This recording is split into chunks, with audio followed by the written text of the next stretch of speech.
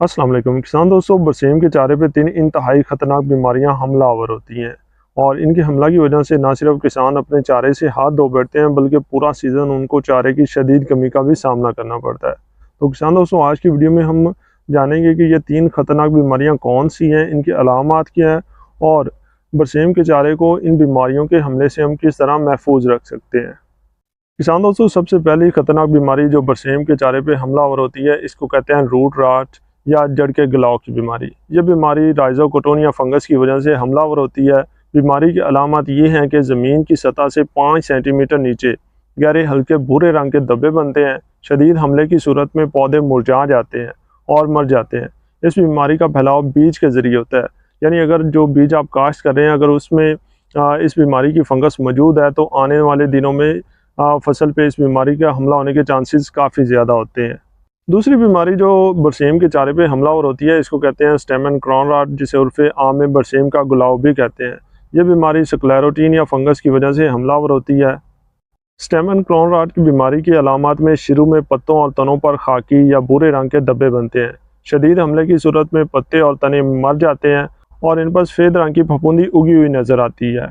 हमला आमतौर पर टुकड़ियों की सूरत में होता है जो मिलकर पूरी बरसीम का सफाया कर सकते हैं। ये बीमारी सर्द मौसम में शिद्दत इख्तियार कर जाती है, यानी जितना टेम्परेचर लो होता जाएगा इस बीमारी के हमला की शिद्दत में इजाफा होता जाएगा, लेकिन गर्म मौसम में इसके हमला की शिद्दत में कमी आ जाती है। किसान दोस्तों, बरसीम के चारे पर जो तीसरी बीमारी हमलावर होती है, इसको कहते हैं एंथ्रेक्नोज।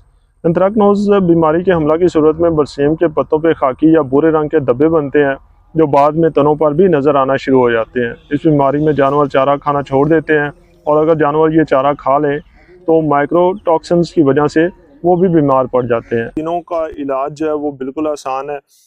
करना कुछ इस तरह से है कि आपने ट्राइकोशील्ड के साथ इसकी करनी है सीड ट्रीटमेंट। ट्राइकोशील्ड एक किसान दोस्त फंगस है और जितनी भी ये बीमारी फैलाने वाली फंगस है, इनको ये अपनी खुराक बनाता है, इनको ख़त्म कर देता है और पौधों की जड़ों के गिर्द ये अपनी कॉलोनियाँ बनाते हैं और जो बीमारी फैलाने वाले पैथोजेंस हैं उनको ये पौधों के करीब आने से रोकते हैं, जिसकी वजह से पौधों की एक तो जो है ग्रोथ अच्छी रहती है, बीमारियों के ख़िलाफ़ उनकी क़ुव्वत मुदाफ़ियत में इजाफ़ा हो जाता है और ज़मीन की जो ज़रख़ेज़ी है उसमें भी इजाफ़ा हो जाता है। तो अब मैं आपको इसका तरीक़ाकार बता देता हूँ कि इसके साथ आपने सीड ट्रीटमेंट किस तरह करनी है और उसके अलावा जब जर्मिनेशन मुकम्मल हो जाती है तो उस वक़्त आपने, जब फसल आपकी जो चारा है वो 1 माह का हो जाए, तो उस वक़्त आपने 60 कैप्सूल्स, इस एक पैक में 60 कैप्सूल्स होते हैं 1 एकड़ के लिए, उनको आपने फ्लड करना है और उसके बाद जब आप 1 कट ले लेते हैं तो उसके बाद आपने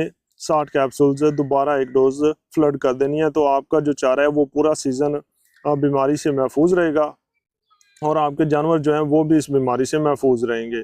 तो अब मैं आपको बता देता हूँ कि इसके साथ हमने इसकी सीड ट्रीटमेंट किस तरह करनी है। आपने लेना है पानी, लेकिन ये वाला पानी जो ज़्यादा है तो इसको हम थोड़ा सा कम कर लेंगे। पानी आपने इतना लेना है कि जो आपके बीज के ऊपर लग जाए, बहुत ज़्यादा नहीं कि कीचड़ सा बन जाए, बस सारे बीज के ऊपर जो है ना वो थोड़ा थोड़ा लग जाए। और उसके बाद आपने लेने हैं ट्राइकोशील्ड के कैप्सूल्स। 1 किलो बीज के लिए आपको 2 कैप्सूल्स चाहिए होंगे। अगर 1 एकड़ में आप 8 किलो बीज इस्तेमाल करते हैं तो आपको 16 कैप्सूल्स चाहिए होंगे। इन कैप्सूल्स को आपने खोल के इनमें जो स्पोर्स हैं ट्राइकोडर्मा के, वो आपने पानी में डाल लेने हैं। ये आपको नज़र भी आ रहे होंगे, ये फ़ौरन हल हो जाते हैं, टाइम नहीं लेते।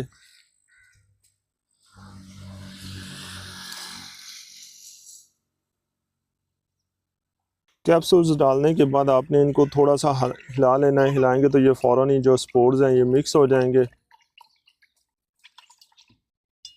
और उसके बाद अगर आपके पास शावर है तो उसके साथ आप ऊपर स्प्रे कर दें, नहीं तो फिर आप बीज को शीट के ऊपर फैला के ऊपर ये पानी डाल दें और पानी जो है वो आपने सारी तरफ डालना है ताकि अच्छी तरह लग जाए। और उसके बाद आपने इसको हिलाना है, हाथ की मदद से भी हिला सकते हैं या शीट को दोनों तरफ से पकड़ के उस तरह भी हिला सकते हैं। आपने बस ये करना है कि ये तमाम बीज के ऊपर जो है वो अच्छी तरह लग जाए। बीज चूँकि गीला हो चुका है तो आपने इसको थोड़ी देर के लिए जो है इसी शीट के ऊपर फैला के सायादार जगह पे रख देना है ताकि इसका जो पानी है वो थोड़ा सा खुश्क हो जाए और उसके बाद आपने इसका छट्टा कर देना है। اور اس طرح کرنے سے آپ کا جو چارہ ہے وہ پورا سیزن جو ہے وہ ان جو فنگس سے پھیلنے والی خطرناک بیماریاں ہیں ان سے محفوظ رہے گا۔